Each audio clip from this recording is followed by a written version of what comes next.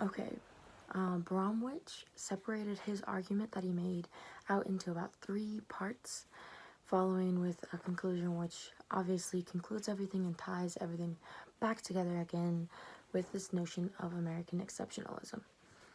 The first aspect of Bromwich's argument that he covers is that it is immoral for one to think of themselves as an exception.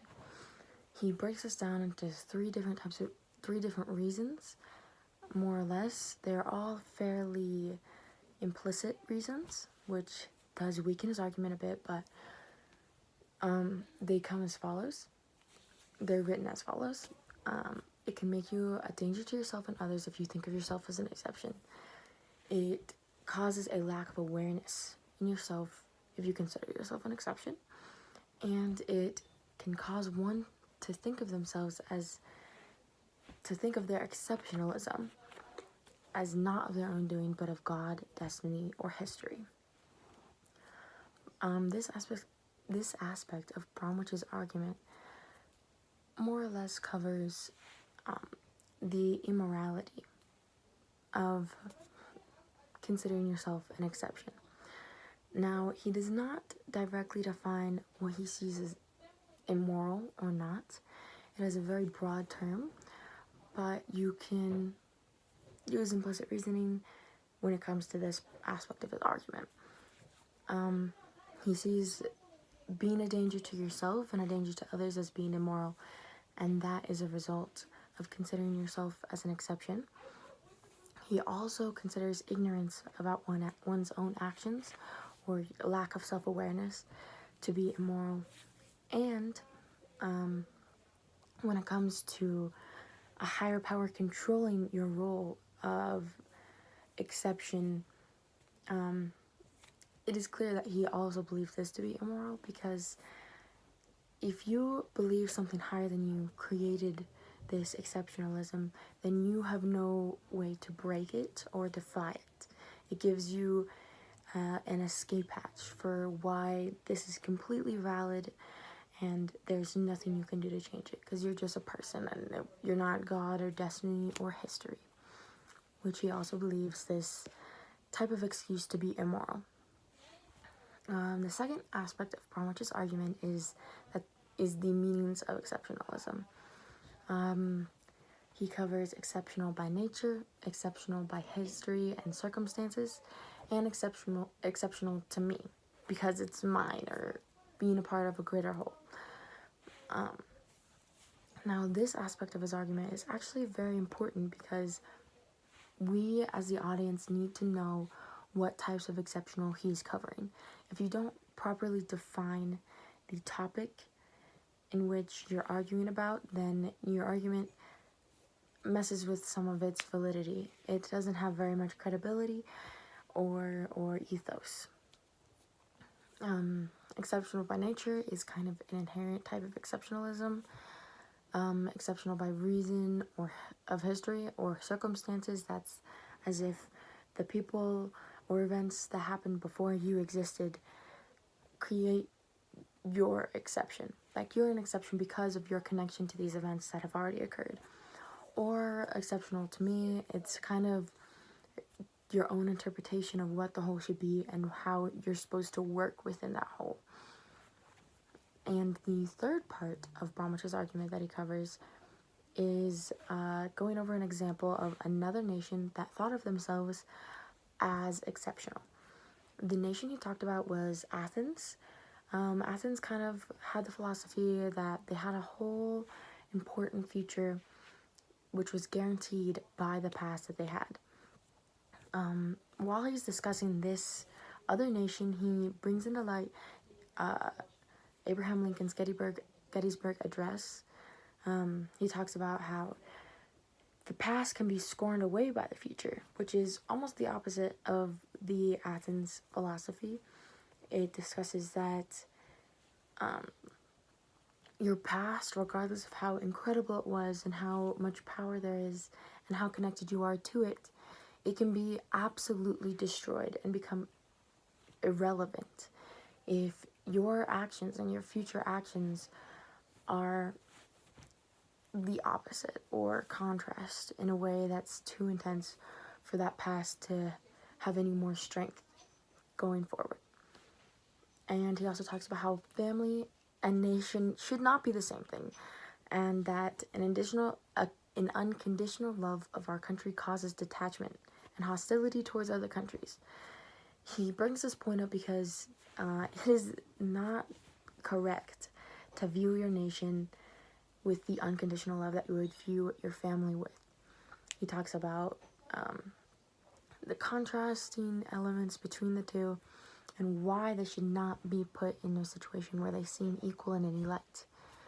To conclude, Bromwich just tied all of these ideas together very tidily, and said, like, if you were to think of oneself or one's nation as an exception, that idea or that thought is problematic because it creates ideologies that make one think that their country is above all others, above morals, above everything he pretty much discussed, and that country deserves unconditional love.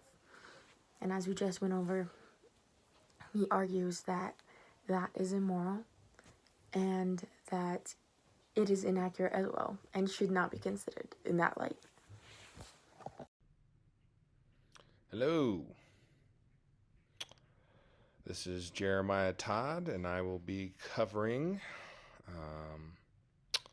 the responses to Bromwich's argument, a reason we should disagree with his conclusion. Secondly, a reason we might be hesitant to agree with one of his premises. And then thirdly, a reason we think there might be some other consideration in favor of his conclusion beyond what's said in the article. So to start off with the original response, there are reasons to disagree with Bromwich's conclusion. American exceptionalism is still a valuable and accurate way to understand and explain the country's role in the world. This is because the concept considers the country's history, values, and current military or economic position in the world. All these factors shape America's unique place in the world and how it interacts with other countries. So one initial response to the argument could be to agree with Bromwich and suggest that American exceptionalism is no longer helpful. However, instead of simply discarding it, like throwing the baby out with the bathwater, this person could propose a new way of thinking about America's place in the world. This could involve the same thing, looking at the country's history, values, and current position to develop a new understanding of its role in the world. So that covers the first part of an original response, a reason we could disagree with his conclusion. Secondly, we'll cover a reason why we might be hesitant to agree with one of his premises. So one reason to be hesitant about agreeing with Bromwich's premises is that it is not clear how accurate or useful the concept of American exceptionalism is, which you could portend that that is essentially what he argues, but this idea is different because it's based on the same factors of history, values, and current position.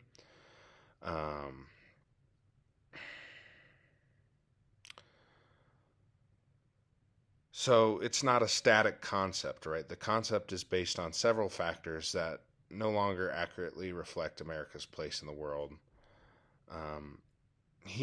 Bromwich suggests it's time to rethink this idea and develop a new way to view America's place in the world. One interesting point on this is that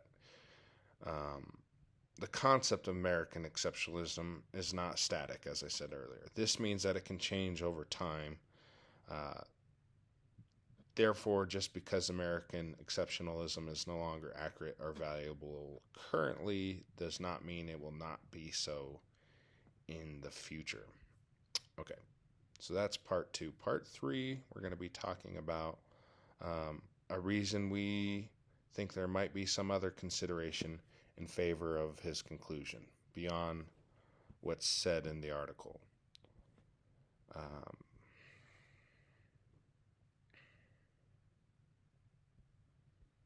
One second, just scrolling down.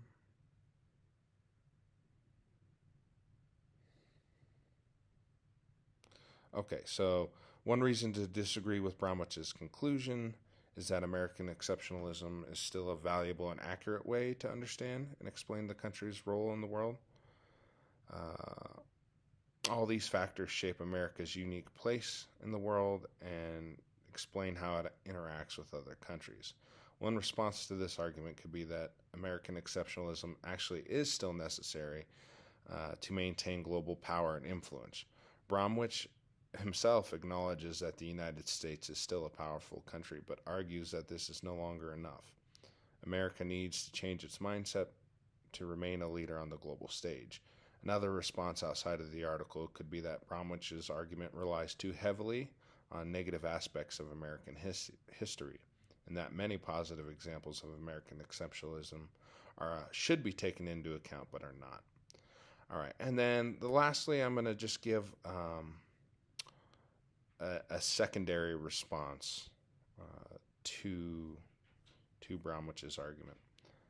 So another response could be in critiquing the ways he defines a country as an exceptional country.